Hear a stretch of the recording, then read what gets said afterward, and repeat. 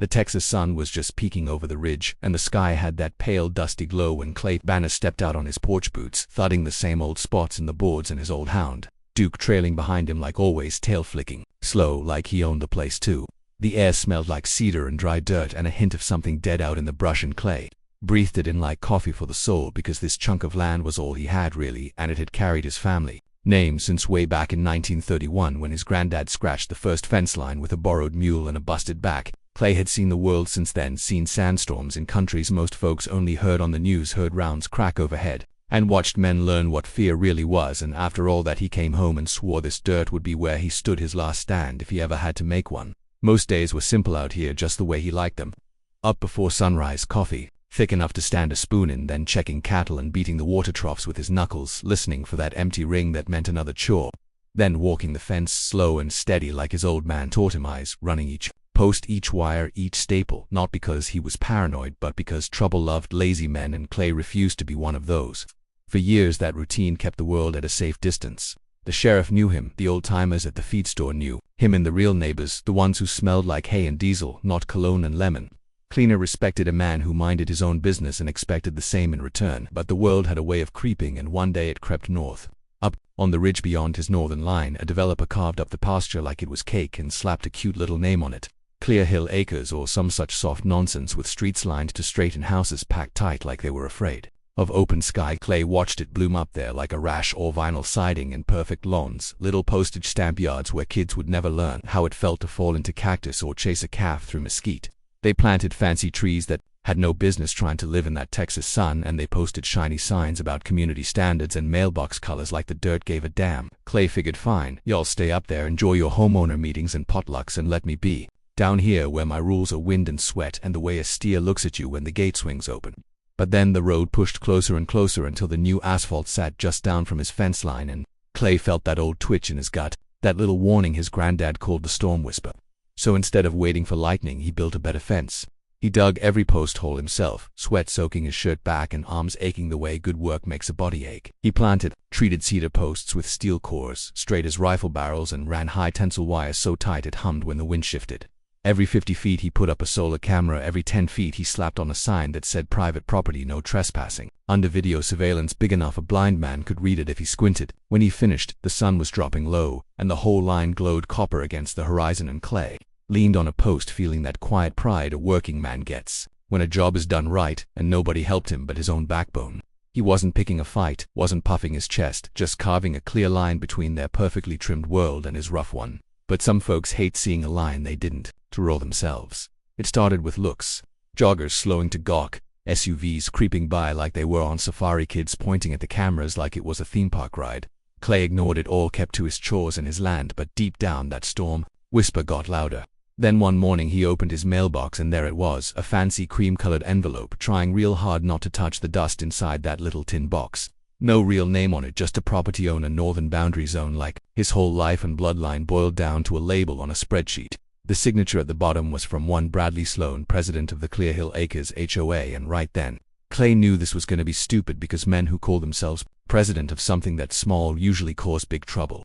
He stood on his porch, Duke leaning into his leg while the wind tugged at the paper, and he read language slicker than a greased pig, talking about aesthetic standards and neighborhood harmony, and how his new fence was a visual obstruction that needed to be removed in 30 days.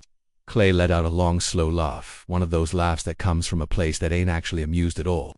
Harmony, he muttered, this land don't sing that tune, partner. He set the letter on his kitchen table like junk mail and went back to work, figuring some clipboard hero clicked the wrong address on a map and it'll all blow over. But 2 weeks later another envelope showed up, thicker, heavier, trying hard to look like it came from the government instead of some board meeting full of people who never owned a pair of work gloves.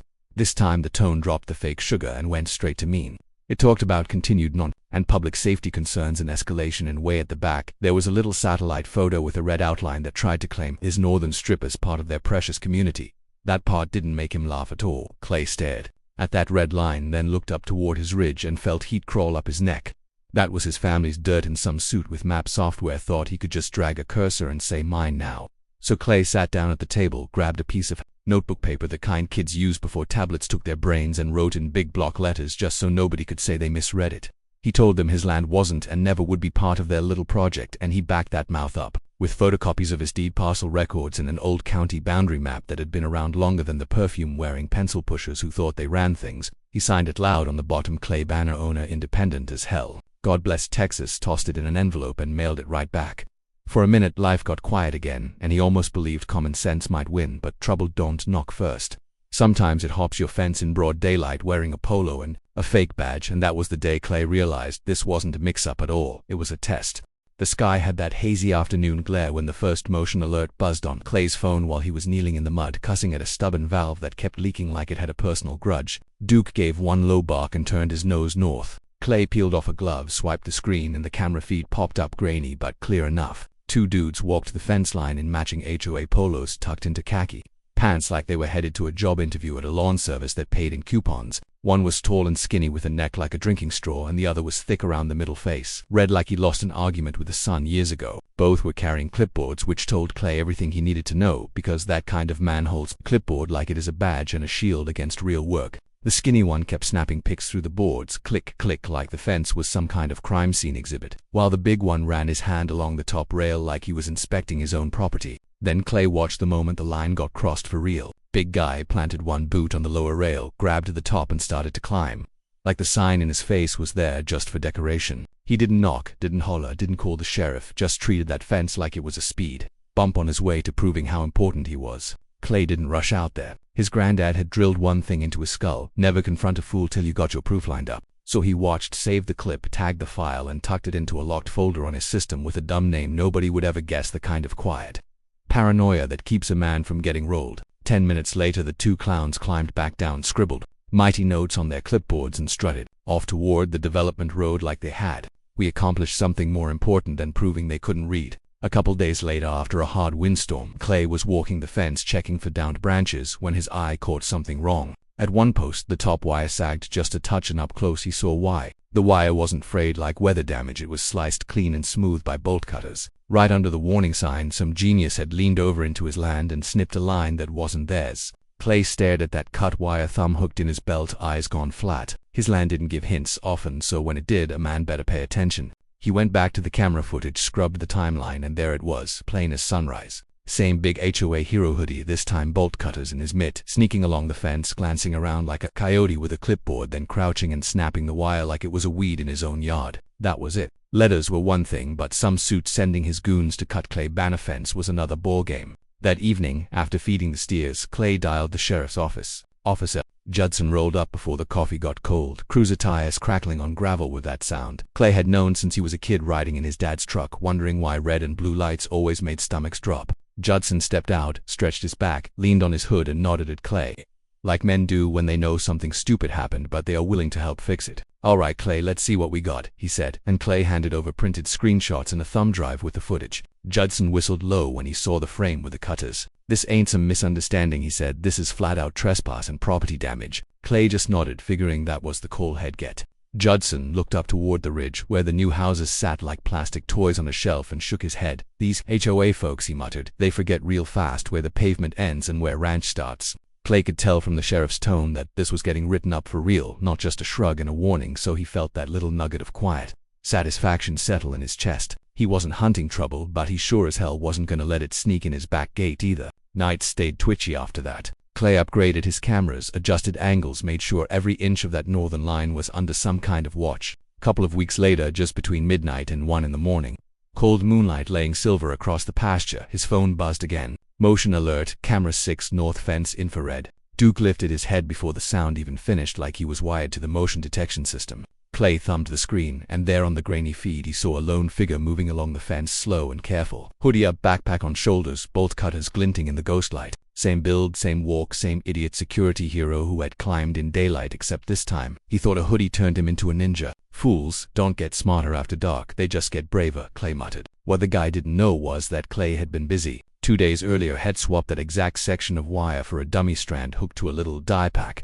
Rig homemade but crafty, bright orange stuff, not dangerous, just loud and messy. Clay watched on the feed as the man found the wire, lined up, the cutters squeezed, and then leaned in through the gap. Pop went to the die pack, a tiny blast but big enough to spray the dude head to chest in neon orange like a pumpkin got mad at him. The guy stumbled back, flailing arms, and slipped in the dirt, cussing so loud the tiny mic on the camera picked up every other word and implied the rest. Then he turned and ran for the subdivision looking like an orange traffic barrel on legs. Clay saved every frame, every squealed curse, every little detail. While he was backing up files, headlights rolled down his drive again. This time it was Sheriff Hayes. Himself, big man, slow-moving but with eyes that missed nothing, boots older than some of the Clear Hill kids. Clay met him at the porch and handed over the tablet without a speech. Hayes watched the clip in silence, only letting out a long nose exhale when the die exploded. Well, he finally said that right there is criminal trespass, no doubt about it, maybe attempted vandalism too. Clay pointed at the warning signs, electric fence, agricultural use ready, and Hayes nodded, asking, "You going hot with it yet, Clay?" "Not yet," Clay answered, "but it's coming, and it's legal as church under state code." Hayes gave him one of those slow country smiles, not soft, just knowing, and promised to note all that in his report, made it clear too. Clay that the law, not the HOA, was standing beside him. When the sheriff truck rolled away, the night felt different, heavier, like a line had been crossed that couldn't be uncrossed. Clay knew this wasn't some petty bickering anymore. They didn't want his fence, they wanted his land, and they were willing to sneak, cut, and lie to get it. He sat there on the porch listening to Duke snore and the wind run the fence line, and decided if they wanted a fight, they were about to get an honest one. Next morning, before the sun burned the chill off, Clay hitched his trailer and drove into town, Duke riding in the back like furry security. He rolled up to the farm supply store and loaded his cart like a man buying gear for a war. He didn't start, but damn sure planned to finish. Insulators, grounding rods, heavy-duty solar energizer reels of high-tensile wire, and a stack of bright yellow warning signs so tall an OSHA inspector would have blown a gasket from happiness. Old Walt behind the counter squinted at the pile and asked, "You finally going electric, Clay?" Clay said, "Seems my new neighbors ain't fluent in regular barbed wire and polite signs." Walt, and that was all the old fella needed to hear. Back at the ranch, Clay walked that northern boundary slow, listening to the wind in the cedars, feeling the weight of all those years of banner boots crossing this same stretch of dirt. He drove grounding rods deep until the sledge rang just right, mounted the energizer on a stout post, and pulled new wire tight enough it sang a high note when he plucked it. He triple-checked his voltage making, damn sure it was legal for ag use, strong enough to make an idiot remember his choices, but not enough to really hurt anybody, not unless they were insanely stubborn. Then he hammered in the electric fence warning signs every 10 feet, reflective letters screaming "Do not touch" in plain English and even plainer common sense. When he finally flipped the switch, the energizer pulsed, and that faint hum went running down the wire like a low growl. Duke tilted his head, ears flicking, then flopped down in the grass like, "Yep, that'll do, boss." Clay felt something settle inside him. Not peace exactly, but a steady feeling like he'd finally matched the storm coming his way. It didn't take long. Next sunrise, Hayes working an irrigation elbow when his tablet buzzed his camera to northwest corner. He wiped mud on his jeans and pulled the feed, and there, those same two HOA security clowns strutted up to his fence in fresh polos. Like last night's pumpkin incident never hit the rumor mill. The skinny guy leaned toward a knothole, squinting at the pasture like he expected to catch Clay running a meth lab behind the cedars, while the heavy guy slapped a full palm right on the top rail. There was a sharp crack and a pop of blue spark, and the big man jerked like he'd grabbed a rattlesnake. His cap flew one way, his clipboard another, and a sound came out of him that a grown man should only let loose when a doctor hits the wrong spot with a needle. Skinny guy froze for half a heartbeat, then dropped his phone in the dust and scrambled back like the devil himself had just yelled, "Tag, you're it." Clay rewound it twice, not out of meanness, but because proof was a beautiful thing. And this was high-definition proof that his signs and his wire and his patience were all working as advertised. He saved the clip 3 different places, printed still shots, and put M with the stack of HOA letters and county maps that was already growing thicker than a church casserole table. Next day the cavalry arrived, only it wasn't the sheriff's truck this time. Clay heard the gravel pop under tires and stepped onto the porch, coffee mug in hand, before Duke even lifted his head. A shiny black SUV rolled up way too clean for that driveway, and out stepped a fella who looked like he ironed his jeans and rehearsed his smile in bathroom mirrors. Pressed slacks, slick hair, sunglasses that probably cost more than Clay's whole outfit, and a leather folio tucked in his arm like a prop on some courtroom show. "Mr. Banner," he called, walking up like he was hosting a daytime talk show. "Bradley Sloan, president of the Clear Hill Acres HOA." Clay just stared at his hand and let it hang there in the hot air till Bradley pulled it back and tried to keep his grin from cracking. "We have an urgent safety matter to discuss," he said, flipping open his folder like it contained the Constitution. "We've received reports that you installed an illegal electrified barrier adjacent to community space. This violates public access expectations and multiple guideline sections." Clay took a slow sip of coffee and said, "It's my fence on my dirt, Sheriff. Already cleared it, and it is as legal as church on Sunday, Bradley." The little man tried to pull himself taller like a rooster puffing out feathers. "Clay, listen carefully," he said. "If you shut it down today and remove the structure, the board is willing to avoid fines and court actions. And if I don't? Clay asked, real calm. Bradley's eyes narrowed just a bit, then softened into that fake neighborly look that makes teeth itch. Then he said, the board will sadly be forced to escalate. There will be consequences. Clay told him, you already sent your boys to mess with my wire. Bradley, one of them, squealed like a hog when the juice kissed him. Maybe teach them to read them big yellow signs. For the first time, Bradley's mask slipped just a hair, and Clay saw plain fear flicker behind his eyes. Before the man could fire back, the sound of another vehicle swung around the bend. White news van logos painted big on the side, antenna bristling like some kind of mechanical porcupine in a camera. Crew jumped out, moving fast with that predator energy reporters get when they smell a juicy story. A woman in a blazer and jeans marched up, mic in hand, and asked Mr. Bannett, we heard the HOA tried to remove illegal farm fence. Care to comment? Bradley spun around like he'd been slapped, shouting, this is private property. You cannot film here. You are trespassing. Clay grinned and said, easy there, they're parked on the public turnout, and far as I recall, you never asked to roll your shiny rig up my driveway either. The reporter swung the mic to Bradley and said, sir, are you the president of the HOA, and did your security staff attempt to breach this fence after clearly posted warnings? Bradley started spitting words about safety and community space and misunderstanding, but she cut him off by mentioning the clip she had been sent showing his boy grabbing the hot wire like a toddler grabbing a curling iron. Cameras, words zoomed in, microphones thrust up like spears. Bradley tried to talk over everyone, folder waving like a drowning man waving his arms, but the more he talked, the deeper he sank. Clay just leaned on the porch rail, sipped his coffee, and let the camera suck in every twitch and stammer. When Brad finally stormed back to his SUV, red-faced and sweating, the reporter turned back to Clay, asked if he would go on record about the county maps and the trespass reports.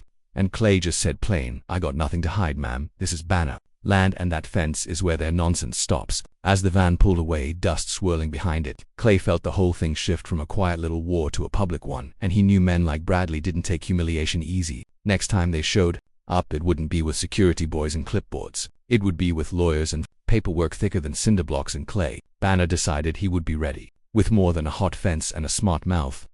Clay spent the next morning doing what most city folks would never picture. When they thought about ranch life, he built himself a paper arsenal. He cleared his dining table, the one his granddad built out of old barn boards, and stacked every letter map, screenshot and printed still frame into neat piles until the wood disappeared under manila folders. On one side he had every threatening notice the HOA ever sent with their shiny logos and fake legal tone. On another he laid out copies of the county parcel maps stamped and certified, proving his land stopped their nonsense dead. And on a third he set pictures of cut wires, orange dye explosions, and scared security boys frozen mid-yelp. Last pile was a special one, though. It held the little audio recorder and a folded sheet he got from a friendly surveyor, the one that showed a proposed access road slicing right over his northern line, like his land was already a done deal in some boardroom PowerPoint. That was the piece that told the real story, not about aesthetics but about money. They wanted a road through him to get to bigger cash. Clay stared at that sketch like a man looking at a loaded shell before dropping it into a chamber, and he knew he needed backup. So he called Daniel Torres, his old battle brother who now wore a suit part-time and chewed up pushy corporations for a living. Daniel answered with that graveled voice, saying, damn, Clay, every time you call someone walks out of a courtroom, limping. What's going on?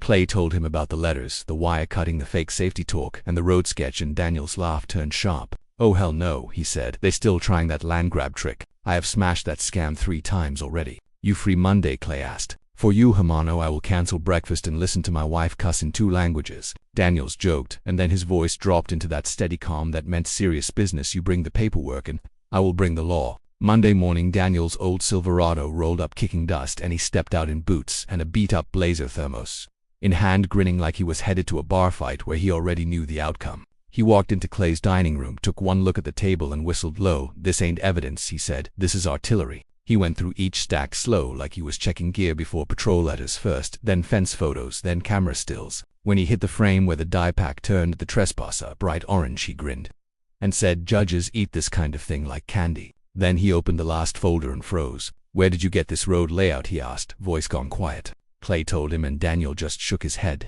This ain't a fence issue, Hermano. This is pre-planned expansion. They figured if they leaned on you enough, you would sell that strip cheap and they could run concrete right through your granddaddy's bones. He set the sketch down and tapped it like a warning siren, then nodded toward the little recorder. When Clay played the conversation with Bradley, the part where the man basically tried to buy silence with a quick under-the-table sale, Daniel leaned back and laughed. Once no humor in it. That right there, he said, is called leverage in our world, and he handed the little device back like it was a loaded gun. They spent hours sorting everything into 3 piles, defense, offense, and knockout shots. The county map and sheriff reports went in defense, the videos and photos in offense and the audio, plus road sketch and the knockout stack. Daniel fired up his ancient laptop, stickers peeling off, and started drafting a counter.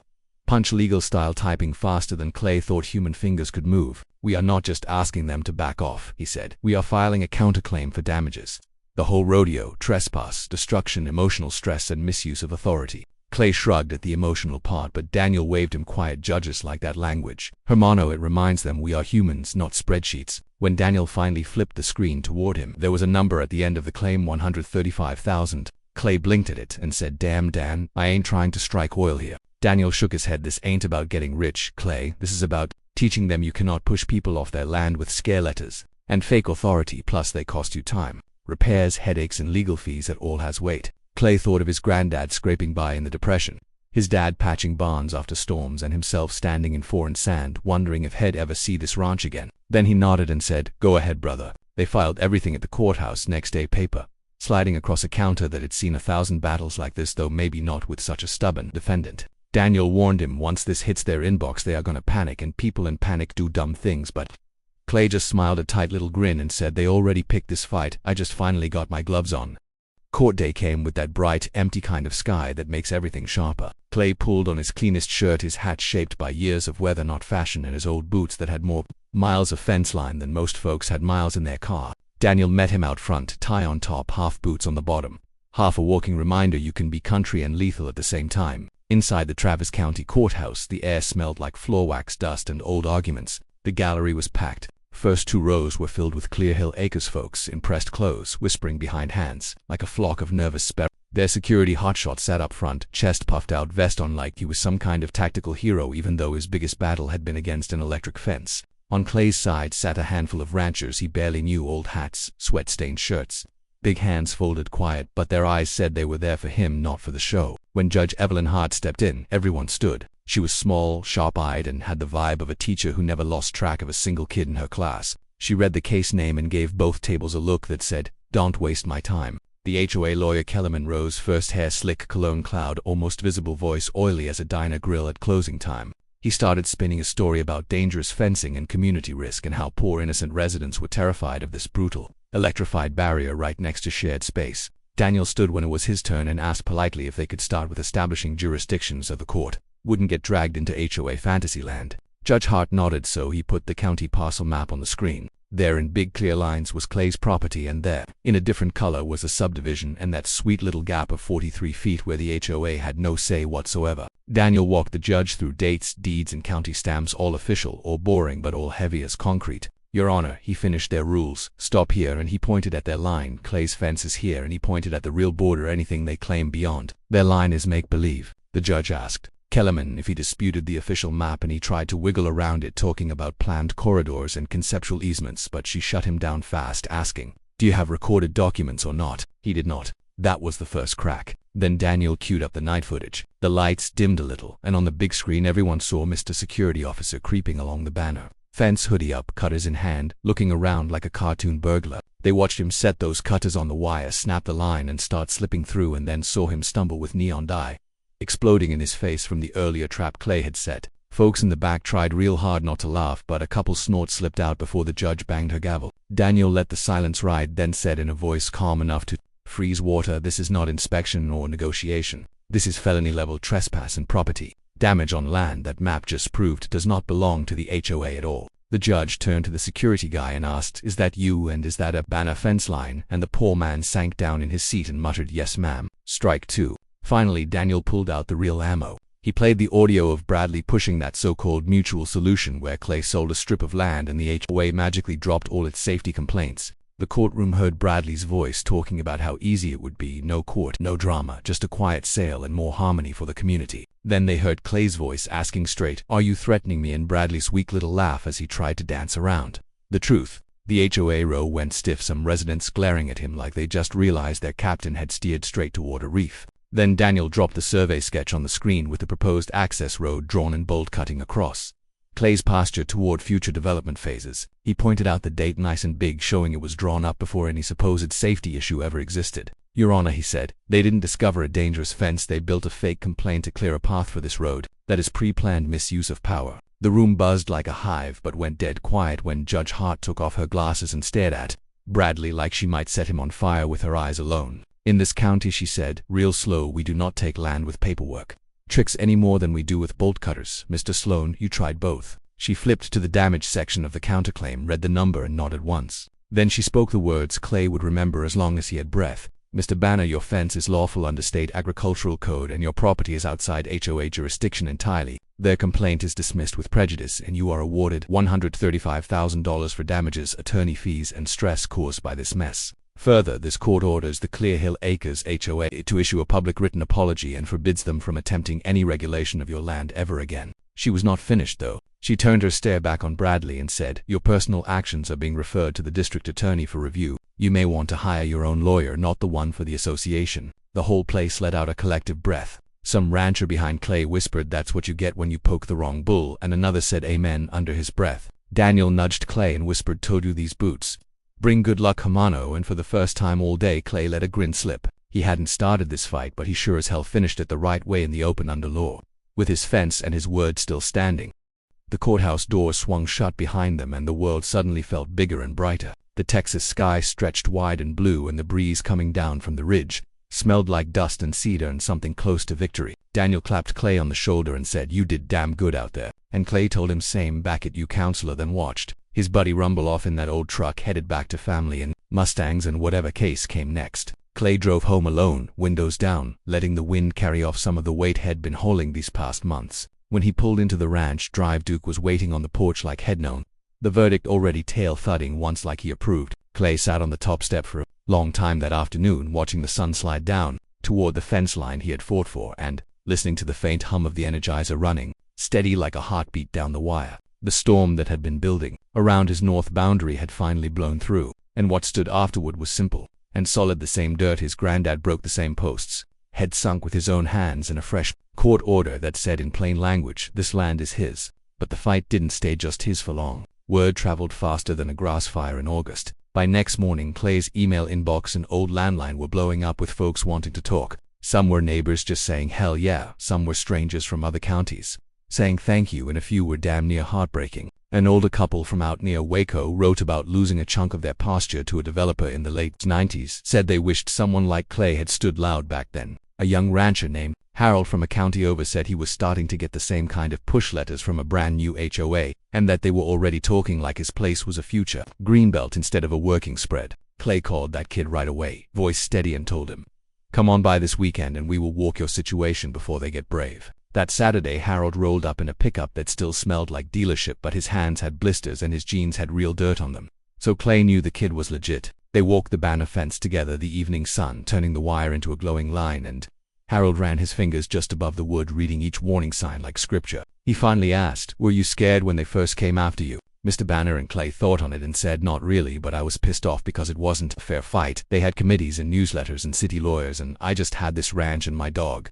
Harold nodded slow and said, "I don't want to lose my place to some folks who only see it as a background view for their patio selfies." And Clay laughed, then gripped his shoulder and said, "You ain't alone in this, kid." And that sentence planted a seed in his head. After Harold left with a stack of copies and Daniel's phone number, Clay sat on his porch again under a big spilled bag of stars, thinking there were a lot of folks like Harold and a lot of HOAs like Bradley's, and not all of them had a sheriff willing to listen or an old war buddy turned lawyer on speed dial. So he started making calls and sending emails, and before long there was a little circle of landowners trading stories, maps, and strategies. They called it the Fence Line Network, half as a joke, but the name stuck like burrs in denim. Daniel agreed to help draw up simple templates for cease and desist notices, boundary confirmations, and trespass warnings, all explained in regular words so any stubborn ranch hand could use them without feeling dumb. The local reporter Denise did a follow-up piece on the case, not just about Clay but about the pattern of HOA creep statewide, and she ended the segment talking about that little grassroots, a group of ranchers who were deciding enough was enough. More folks reached out after that, old couples, young families, veterans with small spreads and big pride. They met up once a month, sometimes at Clay's place, sometimes at someone else's machine shed, folding tables covered in coffee thermoses and county maps instead of potluck pies. They shared contacts and lawyer info, and sometimes just sat around swapping stories till late, because it felt good to know other people were plowing the same rough row. As for Clear Hill Acres, they tried to slip their court-ordered apology online at 2 in the morning, thinking nobody would notice, but the internet never sleeps, and Denise sure doesn't. She blasted Mill on the evening news, asking why a group so proud of its community left its apology hiding in the dark, and that embarrassed them worse than the judge did. Bradley resigned before his own board could push him out, and rumor around the county said every developer in Austin put a quiet black mark next to his name. No one wants to hire the dude who got his tail kicked by an old rancher with solar cameras and an attitude. One cool morning about 6 weeks after the verdict, Clay was walking the fence at sunrise when he spotted a man and a little boy standing by the boundary on the public side. The kid clutched a juice box and stared at the warning signs like they were magic runes. "Daddy," he whispered, "is this the famous cowboy zap fence from the news?" His dad chuckled and said, "Yep, son, this is the one, and that there's the man who owns it." Clay walked up, tipped his hat, and told the boy, "It's safe right now. Kid line is off while I do my checks." And the kid eyes went even wider as he asked, "Did you really shock a whole neighborhood, sir?" Clay laughed and said, "Nah, I just reminded em where their neighborhood ends." The dad shook Clay's hand real firm and said, "Thank you for standing up, man. A lot of us were watching, needed to see somebody put their boots down." When they left, Clay leaned on a post and watched the sun climb over the ridge, bathing his granddaddy's land, his dad's land, his land in that golden light again. The fence hummed soft when he flipped the juice back on, not angry, just steady, a thin silver line saying this far and no farther. Clay Banner knew peace out here would never last forever, not with pavement and money creeping from every direction, but he also knew something else now. He wasn't just one stubborn old rancher grumbling at the tide. He was a line in the sand for a whole mess of folks who still believed land meant something more than a property value line on a spreadsheet. Some land ain't for sale, ain't for stealing, and sure as hell ain't for an HOA to annex in their heads. And as long as Clay, you could walk that fence with Duke at his heel and the Texas sky overhead, he planned to keep reminding the world of that simple truth every single day.